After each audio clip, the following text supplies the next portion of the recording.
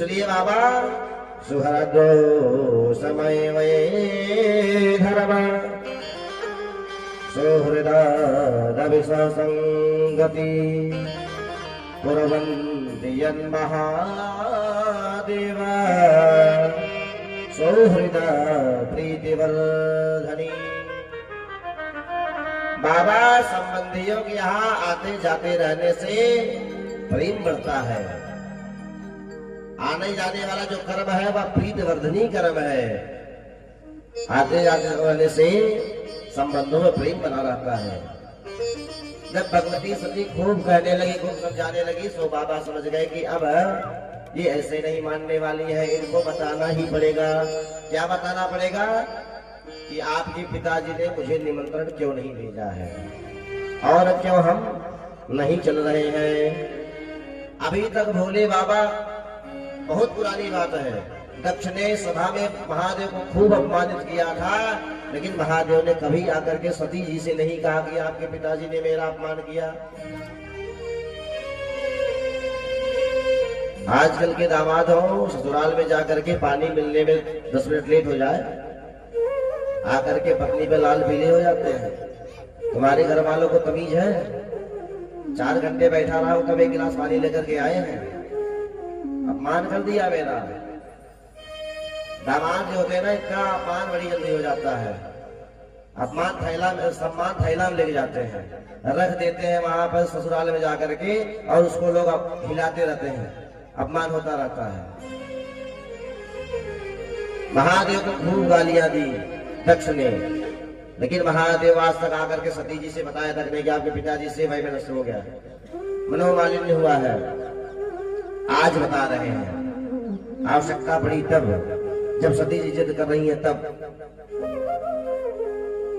महादेव कहते हैं, दक्षस्तव पिता देवी मम द्रोही विशेषतः।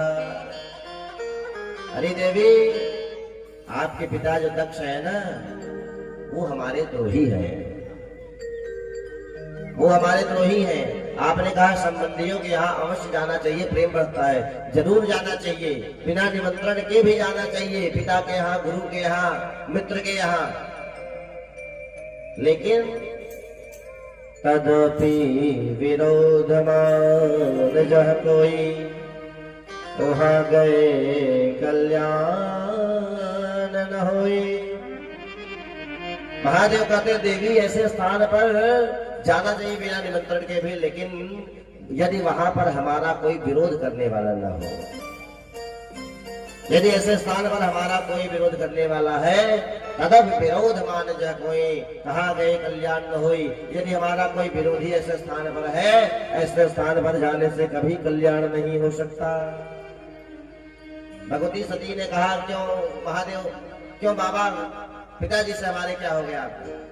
तो महादेव बता रहे हैं, जब आपके पिता को प्रजापतियों का अध्यक्ष बनाया गया था, उस समय इनके सम्मान में एक सभा का आयोजन किया गया था, जिसमें सारे देवी देवता, सारे ऋषि मुनि, यक्ष किन्नर सब आए हुए थे।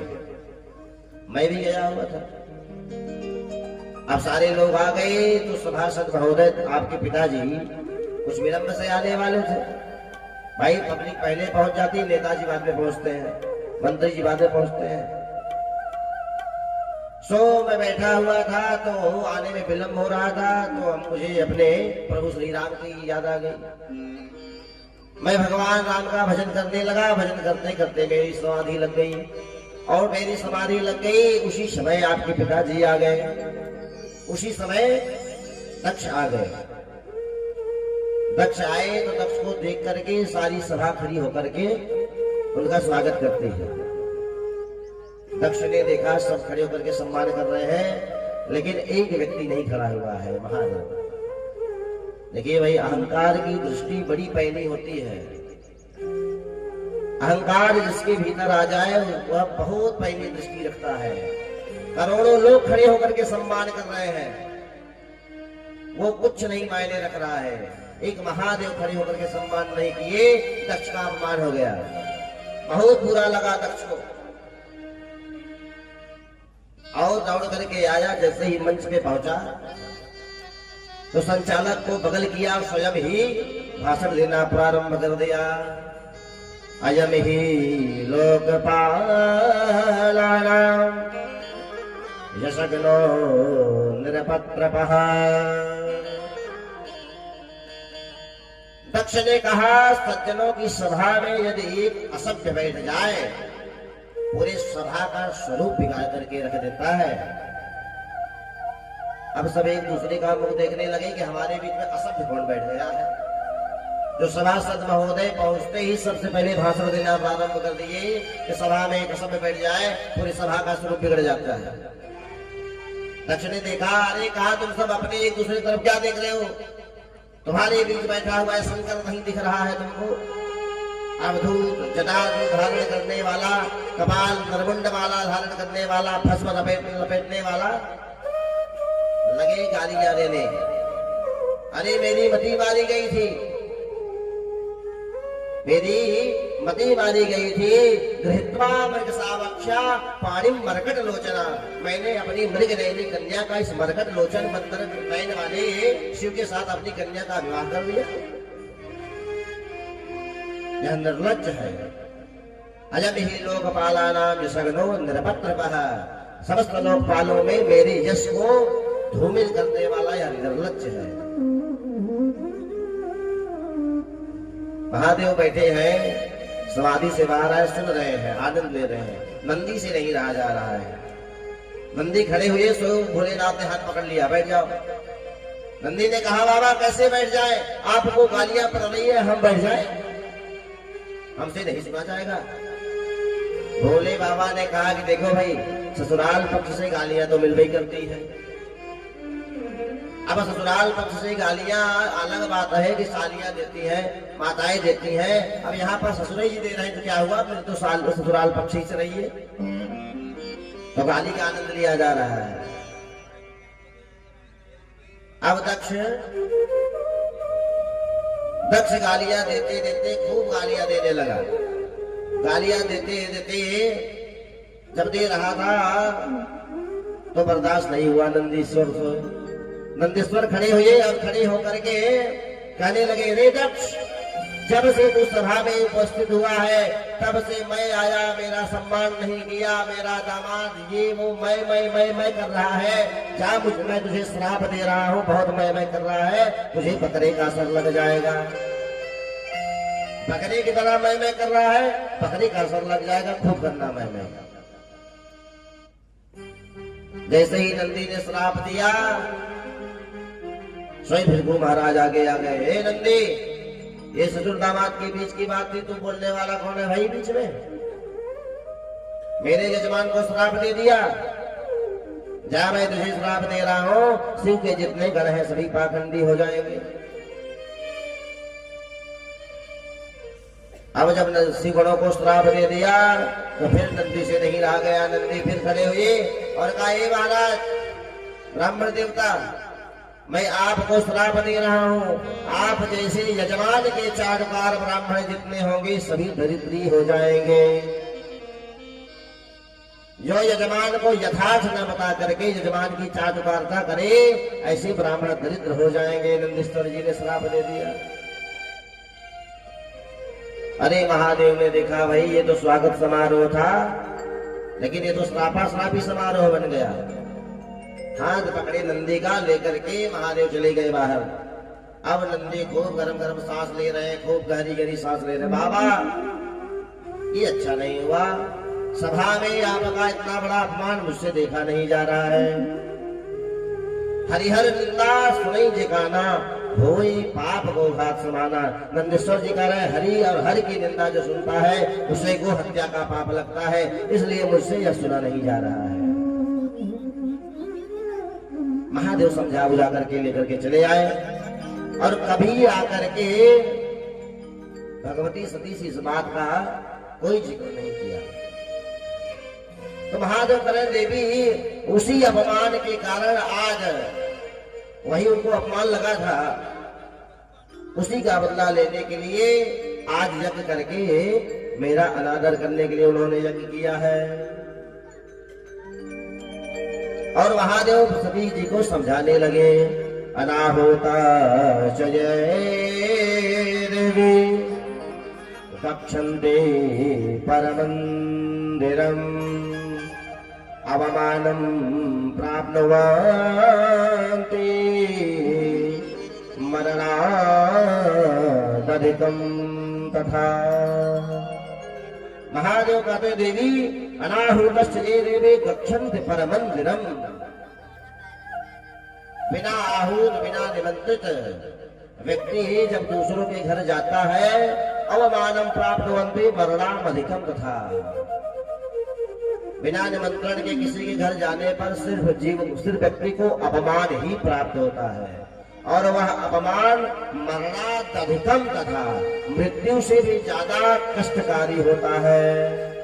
इसलिए बिना निमंत्रण के किसी के घर नहीं जाना चाहिए। भगवती सती ने कहा पिता के घर, गुरु के घर, मित्र के घर तो जाना चाहिए बाबा। तो महादेव ने कहा भाई यहाँ विरोध करने वाले कोई न हो तो वहां जाया जा सकता है। सती जी को महादेव ने फिर बहुत समझाया, लेकिन बात सती जी की समझ में आई नहीं। महादेव ने विचार किया, होई है सोई जो राम रच राखा। 60,000 सिंहगणों के साथ भगवती सती को भेज दिया कि आप जाएं अपने पिता के यहाँ यज्ञ में। और भगवती सती गणों के साथ आई है अपने पिताजी के यज्ञ में, और यज्ञ में आज से ही आई है। इधर दक्ष ने सबको सख्त निर्देश किया है, यदि शिव आए या सती आए कोई शिव सती का सम्मान नहीं करेगा। यदि कोई सम्मान करने का, उनसे बात करने का प्रयत्न किया मृत्यु दंड मिलेगा। सबने मुख मोड़ लिया। जैसे ही भगवती सती पहुंची, जो दास दासियां प्रिय सखियां थी भगवती सती की, भगवती सती को देख करके दूसरी तरफ चली गई। सब मुख मोड़ लेते हैं। दक्ष ने इतना सबको धमकाया था, लेकिन गोस्वामी तुलसीदास जी कहते हैं सागर भले मिली एक माता, सागर भले मिली एक माता, सागर भले मिली एक माता,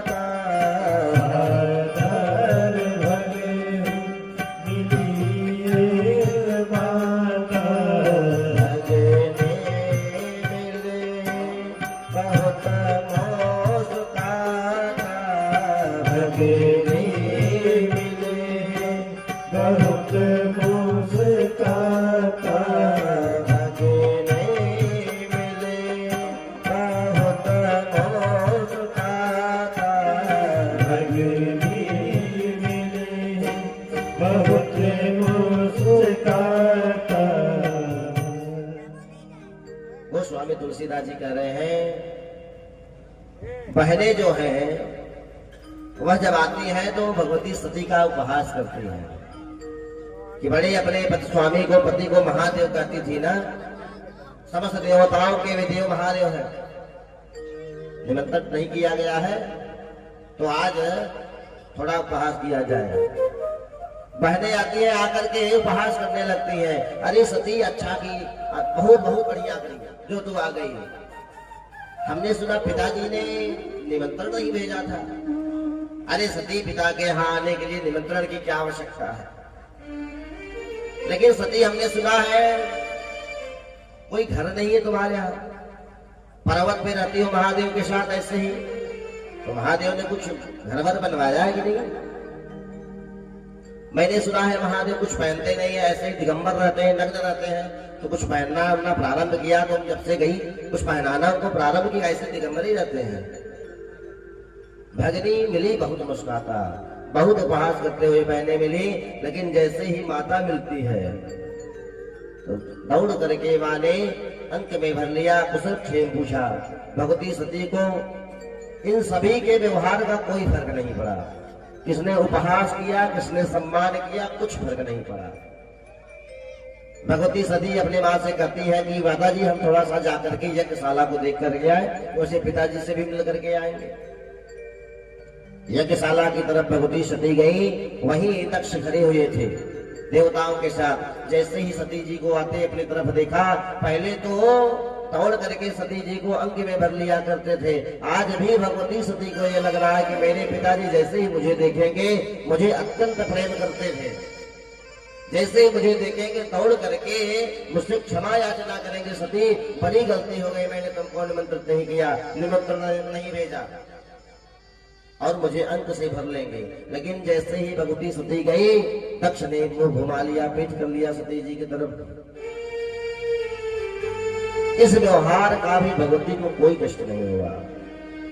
लेकिन जब यज्ञशाला में जाकर के देखती हैं, भागा न पश्य देवानां हर्यादीना ददाध्वरे। जाकर के यज्ञशाला में देखती हैं तो समस्त देवताओं का भाग एक तरफ से रखा हुआ है। छोटे से छोटे देवताओं का भाग उपस्थित है, बड़े से बड़े देवताओं का भाग उपस्थित है। लेकिन सती जाए देखे जब जागा, सती जाए देखे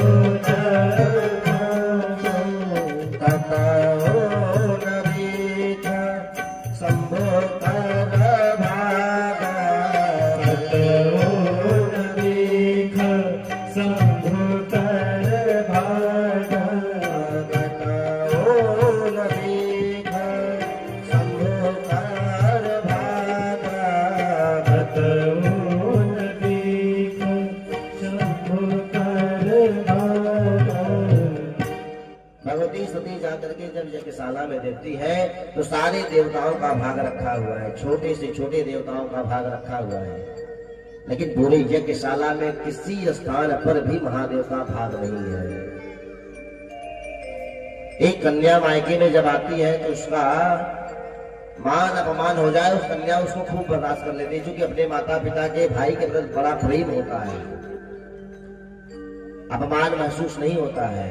लेकिन उसी मायके में जब उस कन्या के पति का अपमान होता है, तब वह कन्या इस विषय को नहीं बर्दाश्त कर पाती है। भगवती सती ने देखा कि सब देवताओं का भाग है, मेरे महादेव का भाग नहीं है। अरे सब देव है, लेकिन मेरे महादेव देवों के भी देव महादेव है, और मेरे महादेव का भाग नहीं रखा हुआ है।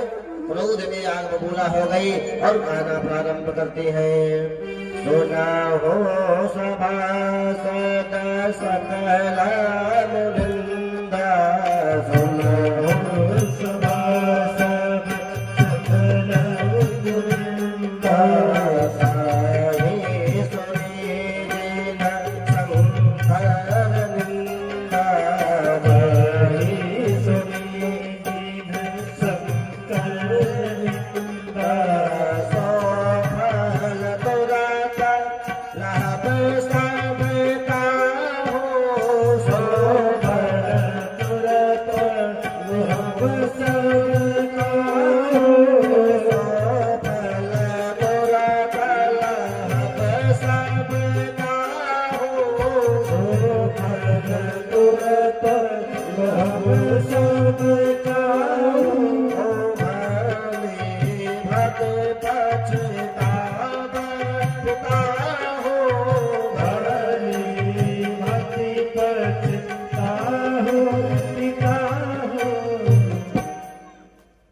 सती महारानी कहती है, सुनो सभासद सकल मुनिंदा, कहीं सुनी जिन शंकर निंदा, सौफल तुरक लहर सबका हो, भली भाग पिता हो। इस यज्ञशाला में महादेव का भाग नहीं रखा हुआ है, महादेव का अपमान किया गया है। आप सभी ध्यान कान खोल करके सुन ले, जिन जिन लोगों ने महादेव का अपराध किया है, अपमान किया है, महादेव की निंदा करी है, सभी को फल मिलेगा, तुरंत फल मिलेगा। और हे पिताजी, तुमने हमारे महादेव का अपमान किया है, आपको तो भयंकर पश्चाताप करना पड़ेगा, आपको पश्चाताप करना पड़ेगा, भली भांति पछताना पड़ेगा। भगवती सती आवेश में आ गई है, क्रोध में आकर के कहने लगी, पिताजी आपने महादेव का अपकार किया है, अब आपको सृष्टि में कोई शरण देने वाला नहीं बचेगा और इन देवताओं को भी भली भांति पछताना पड़ेगा। ऐसा इस सृष्टि में कोई नहीं है जो इन देवताओं को संरक्षण दे सके, इनको बचा सके, इन मुनियों को बचा सके जिन जिन लोगों ने महादेव का अपराध किया है, अपमान किया है। भगवती सती पहले से ही भगवती सती के हृदय में शिव त्याग का कष्ट था।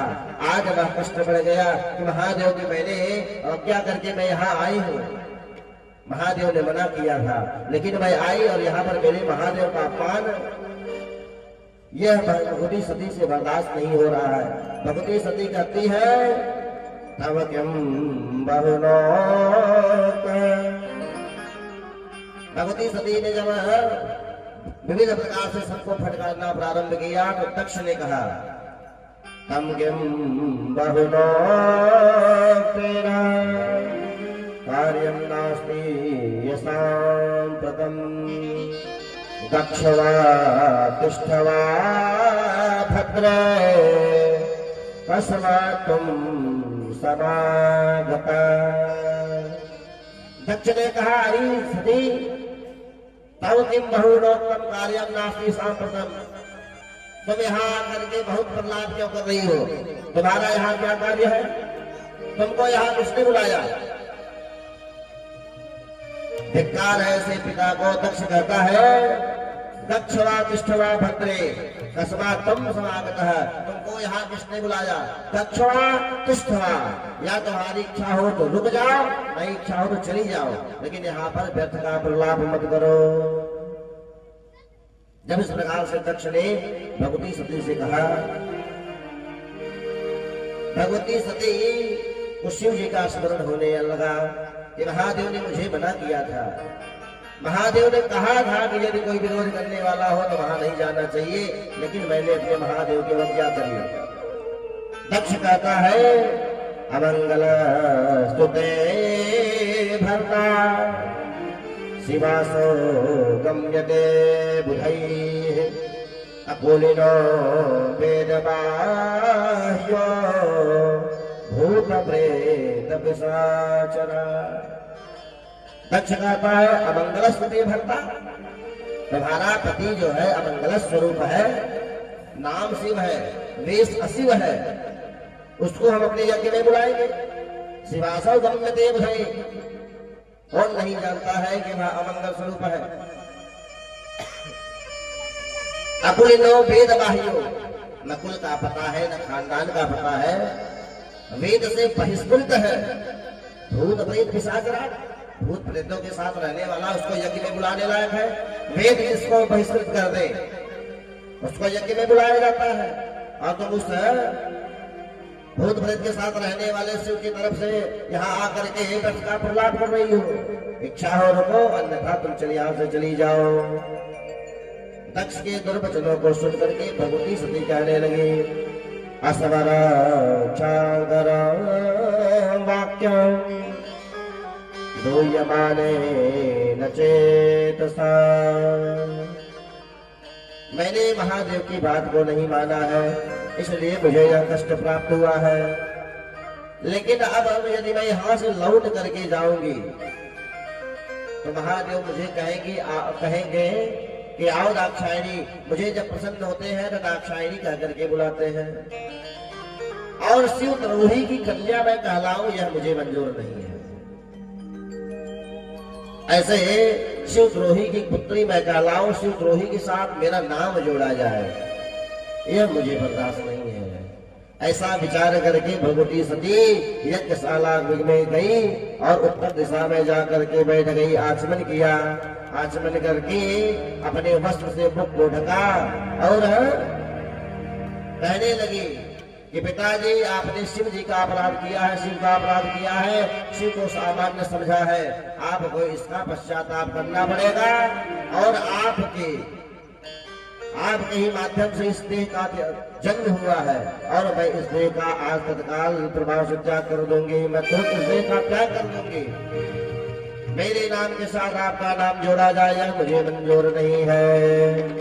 असे कहियो अगिन कलो जारा, असे कहियो अगिन कलो जारा, असे कहियो अगिन कलो जारा, असे कहियो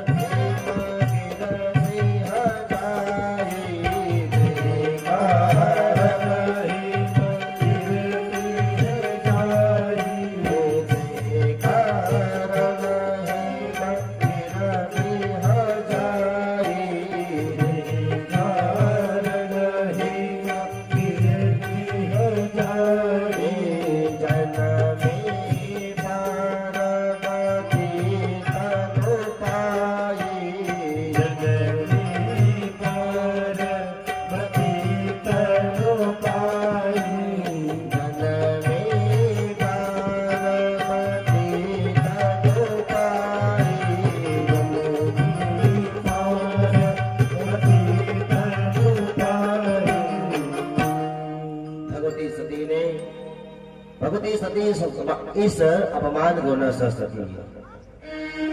अंत योग अग्नि का ध्यान करके अपने शरीर को दग्ध कर दिया और मरते हुए शरीर को दग्ध करते हुए भगवती ने कई निवेदन किया कि मेरा जब भी पुनः जन्म हो हे श्री हरि मुझे महादेव ही प्राप्त हो पति के रूप में। इधर जो 60,000 सिंहगण आए हुए थे भगवती सती के साथ, जैसे ही उन्होंने देखा कि भगवती सती ने देह त्याग कर दिया है 20,000 ने तुरंत ही अपने प्राणों को वहीं त्याग दिया। बाकी सबने यज्ञ को नष्ट करना चाहा। उसी समय उस यज्ञ के आचार्य भृगु मुनि ने हाथ में जल लिया और दक्षिणाग्नि में आहुति दे करके अपना असुरा रक्षा को श्वेत ग्रह मंत्र के द्वारा ऋभुओं को प्रकट किया और ऋभुओं ने शिव गणों को मार मार करके यज्ञशाला से भगा दिया। वे देवगण जो उत्पन्न हुए ऋभुगण उत्पन्न हुए ऋभुओं ने शिव गणों को मार मार करके भगा दिया। इधर नारद मुनि आए हैं, महादेव को यह सूचना दी है कि भगवती सती आपके अपमान को न सह सकी, इस कारण भगवती सती ने देह त्याग कर दिया। दक्ष ने बहुत अपमान किया आपका और भगवती का। महादेव को भयंकर क्रोध आया और महादेव ने तुरंत अपनी एक जटा को उखाड़ी है, उखाड़ करके चट्टान पर पटका है। जटा के दो भाग हो गए, एक भाग से भगवान वीरभद्र का प्रकट हुआ और एक भाग से भगवती भद्रकाली का प्रकट हुआ। वीरभद्र भगवान की जय हो। वीरभद्र भगवान प्रकट होकर के अपने हाथ में विशाल काय खड्ग धारण करके महादेव से बोले, हे महादेव बताइए हमारे लिए क्या आदेश है, क्या आज्ञा है। महादेव ने कहा, भो वीर वीरभद्र जा करके दक्षम सयज्ञम जहि, जा करके दक्ष को उसके यज्ञ के सहित नष्ट कर दो। जब इस प्रकार से वीरभद्र भगवान को आदेश दिया, भगवान वीरभद्र शिव गणों को लेकर के चंडी के साथ यज्ञशाला की ओर जाने लगे। जैसे भगवान इतने वेग से चले, पूरा आकाश मंडल उनके वेग से उड़ने वाली धूल कण से ढक गया, मानो आज प्रलय प्रलय हो जाएगा। दक्ष तुरंत दौड़ करके गए अपने गुरु भृगु जी के पास। महाराज लग रहा है आज तो प्रलय हो जाएगा। सारे दक्ष के जितने भी सहयोगी थे सब दौड़ करके ब्रह्मा जी के पास गए, श्री हरि के पास गए। प्रभु रक्षा करिए, रक्षा करिए, आप ही हमारे पूज्य है, प्रभु हमारी रक्षा करिए। दक्ष दौड़ करके गया, श्री हरि के चरणों से लिपट गया। देवदेव हरे विष्णु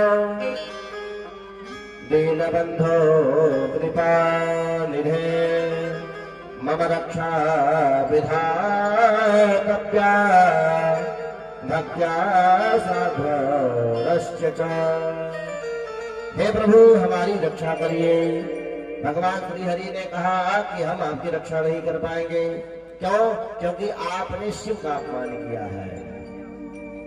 जो शिव का अपमान करता है उसको इस संसार में कोई, इस सृष्टि में कोई शरण नहीं दे सकता, उसकी सुरक्षा कोई नहीं कर सकता। महादेव का अपमान जो करता है उसकी सुरक्षा कोई नहीं कर सकता। यहाँ पर भगवान श्री हरि ने एक बहुत सुंदर बात कही है, आप सभी ध्यान देंगे। भगवान श्री हरि कहते हैं दक्ष से, अपूज्या यत्र पूज्यन्ते पूजनीयो न पूज्यते त्रितत्र भविष्यन्ति दारिद्र्यं मरणं भयम्।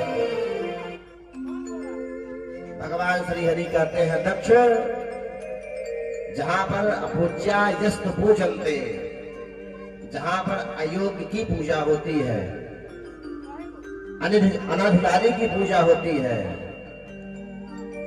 वेद शून्य की पूजा होती है, वहां पर ये तीन कर्म अपने आप स्वतः चल करके आते हैं। जहां पर अपूज्य की पूजा हो और पूजनीय का तिरस्कार हो, वहां पर त्रितत्र भविष्यन्ति, भविष्य में तीन चीज तो जरूर आएंगे ही आएंगे। कौन कौन? तो कहते हैं दारिद्र्यम मरणम भयम। जहां पर अपूज्य की पूजा हो, पूज्य का तिरस्कार हो, वहां पर दारिद्र्य अवश्य आएगा। आज नहीं, कल नहीं, परसों आएगा, लेकिन आएगा जरूर। मरणम, अब मृत्यु अवश्य होगी। और भयम, वह परिवार अवश्य ही भयभीत रहेगा। कहा? तो कहते हैं अपूज्या यस्त पूजन्ते पूजनीयो न पूज्यते। जहां अपूज्य की, अयोग्य की पूजा हो और योग्य का तिरस्कार हो, ऐसे स्थान पर ये होगा ही होगा। दक्ष ने कहा महाराज तो क्या मेरी शरणागति व्यर्थ चली जाएगी? आप मेरे नाथ हैं, भोले, आप मेरे नाथ हैं। भगवान श्री हरि ने कहा कि आपने भोलेनाथ का तिरस्कार किया है, शरणागति तो व्यर्थ नहीं जाएगी। मैं आपके प्राणों की रक्षा नहीं कर पाऊंगा, लेकिन युद्ध करके बचाने का प्रयत्न जरूर थोड़ा सा कर सकता हूं। इतनी बात हो ही रही थी, इतने में भगवान वीरभद्र अपने सेना के साथ आ गए। आए, सभा में सबको देखा, ऋषि मुनि सबको देख करके भगवान वीरभद्र को क्रोध नहीं आया, लेकिन जैसे ही दृष्टि गई भगवान श्री हरि पर और भगवान ब्रह्मा पर, देख करके और लाल पीले हो गए भगवान वीरभद्र। भगवान वीरभद्र लाल पीले होकर के कहना प्रारंभ करते हैं, अत्र त्वामगतः कस्मात् द्वयं तन्नैव विद्महे। हे विष्णु, आप शिव द्रोही हैं। हे विधाता, आप शिव द्रोही हैं।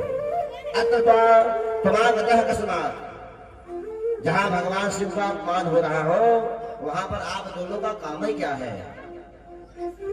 शिवद्रोही की सभा में आकर के आप दोनों बैठे हैं, इसलिए आप दोनों भी शिवद्रोही हैं। आप शिवद्रोही हैं। जब इस प्रकार से भगवान वीरभद्र ने कहा तो श्री हरि ने कहा कि हे वीरभद्र, इस सृष्टि में हम और महादेव, अहम भक्त पराधीन तथा सोभी महेश्वर, हम और महादेव दोनों जन सदा अपने भक्तों के अधीन रहते हैं, और जिस कारण से कभी कभी मेरे विरोधी के पास महादेव को खड़ा होना पड़ता है। जो मेरा द्रोही है उसके पास महादेव को खड़ा होना पड़ता है, क्योंकि वह महादेव का भक्त होता है। ठीक उसी प्रकार से यह दक्ष भी शिवद्रोही होने के साथ साथ मेरा भक्त है, और मेरा प्रण है अहम भक्त पराधीनो। महादेव का भी यही प्रण है, तो हम सब भक्तों के कारण यहाँ पर उपस्थित हुए हैं। बाकी हम आपने जो कहा है कि हम शिवद्रोही हैं, तो हम शिवद्रोही नहीं हैं। जब इस प्रकार से कहा तो वीरभद्र भगवान संतुष्ट होकर के श्री हरि को प्रणाम करके कहते हैं, यथा शिव तथा त्वं हि, यथा त्वं च तथा शिवः। वीरभद्र भगवान कहते हैं, क्षमा करें हरे, हे हरि आप हमें क्षमा करिए। यथा शिव तथा त्वं हि, तथा त्वं हि यथा शिवः। जैसे भगवान शिव है वैसे आप हैं, वही आप हैं, और जो आप हैं वही भगवान शिव है। आप में और भगवान शिव में किंचित मात्र कोई अंतर नहीं है, यह हम नहीं कह रहे हैं। इत वेदाः वर्णयन्ति, ऐसा वेदों में वर्णन किया गया है। भगवान श्री हरि ने कहा कि वीरभद्र आपको जो आज्ञा शिवाज्ञा मिली है उसका पालन करिए, युद्ध प्रारंभ करिए। भगवान श्री हरि के साथ वीरभद्र जी का युद्ध प्रारंभ हुआ। युद्ध करते करते भगवान श्री हरि बीच से ही अंतर ध्यान हो गए ब्रह्मा जी के साथ, और इधर भगवान वीरभद्र अपनी विशाल काय तलवार से खड्ग से टूट पड़े हैं समस्त रिभुओं के ऊपर। समस्त जो सैनिक थे जो युद्ध करने के लिए आए थे सबको मारना प्रारंभ कर दिया। पूषा देवता युद्ध करने के लिए आए तो चंड उनके ऊपर टूट पड़े, चंड आ गए सामने, और शिवगणों ने कहा कि ये पूषा देवता, जब हम मार खा रहे थे तो ये पूषा देवता दांत दिखा दिखा करके हंस रहे थे। चंड आए और आकर के कहा, आपने हमारे गणों को, महादेव के गणों को मार खाता हुआ देख करके आप हंस रहे थे। चंडो चोटयामास पूषणो दंतान प्रवेगतः, जोर से एक वेगदार मुक्का मारा पूषा देवता के मुखमंडल पर, सारे दांत टूट करके बाहर आ गए। वेदांती बना दिया पूषा देवता को। और इधर नंदेश्वर जी ने भग देवता को पकड़ा। नंदेश्वर जी ने भग देवताओं को पकड़ा। गणों ने कहा कि नंदी जी, ये भग देवता जब पिट रहे थे तो आंखें मटका मटका करके हंस रहे थे। नंदेश्वर जी ने दोनों अंगुली डाली आंखों में और आंख निकाल करके हाथ में रख दिया। ये लो नंदेश्वर सभगा नेत्रे पातितस्य रुषा भुवि। नंदी जी ने भग देवताओं के नेत्र निकाल करके सामने रख दी। गणों ने कहा, आपने तो भृगु जी को छोड़ ही दिया। जब हम पिट रहे थे भृगु जी अपनी दाढ़ी पर हाथ फेर करके सहला करके बड़े प्रसन्न हो रहे थे। इतने में मणिभद्र नाम के शिव जी के जो गण है दौड़ करके गए और शिव भृगु जी को पटक दिया। पटक करके दाढ़ी को पकड़ा और एक झटके में उखाड़ करके हाथ में रख दिया। इधर ब्रह्मा जी के और श्री हरि का अंतर ध्यान होने के बाद वीरभद्र भगवान पहुंचे हैं दक्ष के पास। दक्ष पर अपने खड्ग का प्रहार किया, गर्दन कटने का नाम ही ले, योग से उसका गर्दन पुनः जुड़ जाए। वीरभद्र भगवान समझ गए क्या करना है। दक्ष को उठा करके पृथ्वी पर पटका और अपना पैर छाती पर रखा, दोनों हाथ से मरोड़ करके गर्दन को उखाड़ करके अग्नि में स्वाहा कर दिया। बोल वीरभद्र भगवान की जय हो। मरोड़ करके दक्ष का सिर धड़ से उखाड़ करके अग्निकुंड में डाल दिया। सारे यज्ञ को नष्ट करके भगवान वीरभद्र वापस चले गए। इधर पूरा यज्ञ विध्वंस हो गया। सारे देवता रोते हुए, किसी के आंख नहीं, किसी के हाथ नहीं, किसी के दांत नहीं, रोते हुए श्री हरि के पास गए। श्री हरि से निवेदन किया है, हे हरि, समस्त यज्ञों के भोक्ता आप हैं। इतने विशाल यज्ञ को ऐसे ही तहस नहस कर दिया जाए, विध्वंस कर दिया जाए, यह उचित नहीं है। यज्ञ से विध्वंस नहीं होना चाहिए। यज्ञ को पूर्ण करिए, यज्ञ को पूर्ण करवाइए, क्योंकि आप ही समस्त यज्ञों के भोक्ता हैं। देवताओं ने निवेदन किया।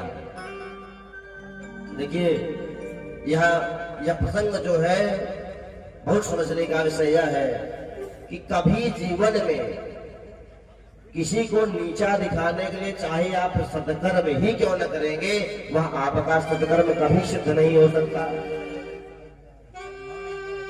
किसी को नीचा दिखाने के लिए आप सत्कर्म भी नहीं कर सकते हैं। यदि आप किसी को नीचा दिखाने के लिए सत्कर्म करेंगे तो वह सत्कर्म भी आपका सिद्ध नहीं होगा, फलीभूत नहीं होगा, पूर्ण नहीं होगा। इसलिए कभी ईर्षा कभी नहीं करना चाहिए, प्रतिस्पर्धा कभी नहीं करनी चाहिए, कभी किसी को नीचा नहीं दिखाने के लिए किसी यज्ञ आदि का आयोजन नहीं करना चाहिए। प्रायः यह देखने को मिलता है नवरात्रि आदि में, हमें बगल में ही एक गली में भगवती की आराधना करी जा रही हो, मूर्ति लाई गई हो, तो दूसरे गली वाले कहते हैं इनसे भी बढ़िया हम मूर्ति लेकर के आएंगे, 10,000 की मूर्ति ठीक की 40,000 की हम लेकर के आएंगे। अब मूर्ति वो भी भगवती है, ये भी भगवती ही है, लेकिन अब नीचा दिखाने के लिए हम 40,000 की मूर्ति लेकर के आएंगे। ऐसे भाव से किया गया सत्कर्म भी कभी फलीभूत नहीं होता है। अरे भगवती भगवती होती है। दक्ष ने भगवान को नीचा दिखाने के लिए, अपमानित करने के लिए इतने विशाल यज्ञ का आयोजन किया जिसमें वेदी नहीं, अभी तो साक्षात देवता आ करके अपना भाग ले रहे थे। यज्ञ ऐसा ही था जैसा सामने आपके है, मंडप बना हुआ था। यहाँ पर ब्राह्मणों ने वेदी का निर्माण करके अक्षत पुंजों पर देवताओं को निमंत्रित किया है, और उस यज्ञ में देवता साक्षात आ करके अपनी वेदी पर बैठे हुए थे भाग लेने के लिए। लेकिन इतना विशाल यज्ञ भी पूर्ण नहीं हुआ। क्यों? क्योंकि उस यज्ञ का हेतु ठीक नहीं था। जिस यज्ञ का हेतु आशय ठीक नहीं हो, वह यज्ञ कभी फलीभूत नहीं हो सकता। देवताओं ने खूब निवेदन किया, प्रभु यह ठीक नहीं है, यज्ञ तो पूर्ण होना चाहिए। जब सबने बहुत निवेदन किया तो भगवान श्री हरि ने कहा कि भाई यज्ञ को पूर्ण करवाना है, तो आप लोगों ने ही महादेव को बहिष्कृत किया था, आप लोग चलिए महादेव के पास, अब वही जो चाहे कर सकते हैं।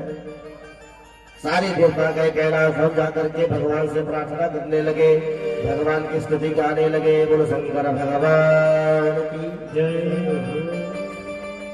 शरण तुम्हारी भोले, शरण तुम्हारी शिव भोले भंडारी, शिव भोले भंडारी शरण हमारे बिहारी, शिव भोले भंडारी शरण हमारे बिहारी। शरण तुम्हारी भोले शरण बिहारी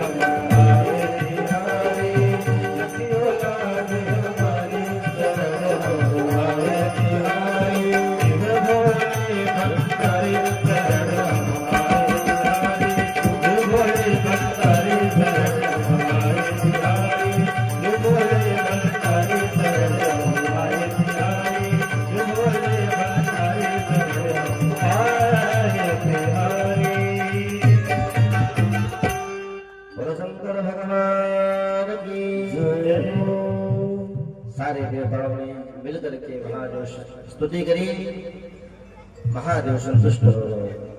क्यों? क्योंकि महादेव को आशुतोष कहा जाता है। आशु शीघ्रम तुष्यति आशुतोष है। महादेव प्रसन्न हो गए।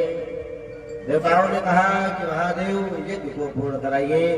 भोलेनाथ ने कहा जब यज्ञ में हमको कुछ मिलना ही नहीं है तो